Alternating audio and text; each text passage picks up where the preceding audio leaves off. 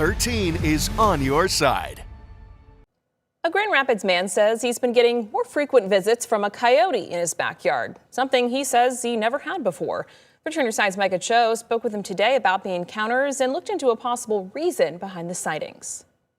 Jim Vallejo tells me that he's always seen at least a little bit of nature in his backyard, but he adds it's become more prominent year after year as the city of Grand Rapids continues to grow. I really like it because you go out the front door, you're in the city, you go out the back door and you're in the country. And it's really nice. While Jim Vallejo's property looks like he lives deep in the woods, the 13 on Your Side drone shows a different perspective. A small pocket of trees surrounded by thousands of homes near the Westside Connection neighborhood in Grand Rapids. Oh yeah, this whole neighborhood over here is new. That's this year, that complex over there. And that's apartments and townhouses.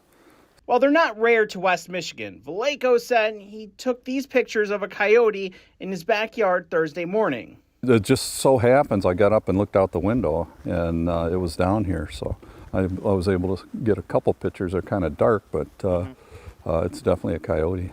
What is unique, though, he says, is the amount of wildlife like deer and now the coyote that he's starting to see come through the small acreage of woods behind his house. More frequent, maybe. I think they're kind of getting pushed over here because all the development that's going on. Last fall, 13 on Your Side spoke with Jared Duquette, a human and wildlife interaction specialist with the Michigan Department of Natural Resources.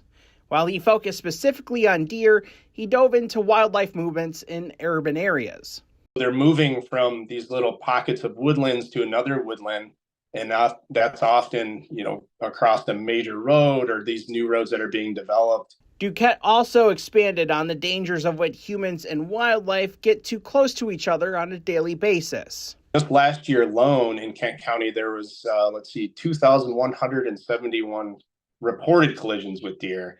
And, with deer collisions, a lot of them actually do not get reported for various reasons. So there would be even more than that in reality. As for the coyote sightings, Vallejo says while he's not too worried about them personally, he is a little concerned for his neighbors. I'm concerned for little kids, and which there aren't a lot around here anymore. There used to be, and then like cats, and I know a lot of people, there's been a lot of cats out here too, and small dogs. In Grand Rapids, Micah Cho, 13 on Your Side.